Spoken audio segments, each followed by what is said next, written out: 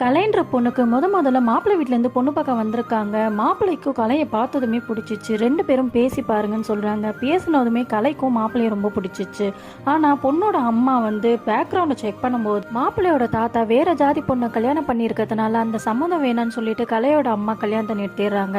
அவங்க அப்பா எவ்வளோ சொல்லி பார்க்குறாங்க, அதுவும் கேட்காம வேற மாப்பிள்ளை பார்க்குறாங்க. இப்போ பார்த்துருக்க மாப்பிள்ளையோட அக்காவோட பொண்ணுக்கு மூல வளர்ச்சி இல்லாதனால அந்த சம்மந்தமும் வேணான்னு வேறொரு சம்மந்தம் கலையை பார்க்க வரும்போது கலையோட அப்பா சாவில் டான்ஸ் ஆடுறதை பார்த்துட்டு அந்த சம்மந்தமும் வேணான்னு சொல்லிட்டு போயிடுறாங்க.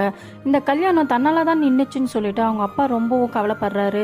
இதனால கலையும் அப்பா கிட்ட போயிட்டு உன்னை விட எனக்கு வேற எதுவும் முக்கியம் இல்லப்பா, எனக்கு கல்யாணமே வேணாம், நான் உன் கூட இருந்துடுறேன்னு சொல்லி 2 பேரும் அழுகுறாங்க. இப்படி கூடி வர கல்யாணம் எல்லாமே தடங்கி போகுதுன்னு சொல்லிட்டு கலையோட அப்பா கண்டிப்பா உனக்கு கல்யாணம் நடக்குமா அப்படின்றாரு.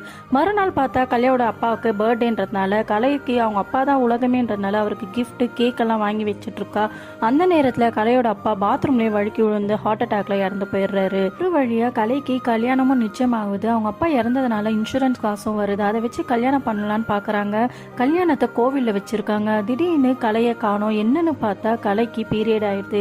கோவில்ல கல்யாணன்றதுனால அவ உள்ள வராம எங்கேயோ போய் ஒளிஞ்சு உட்காந்துட்டு இருக்கா.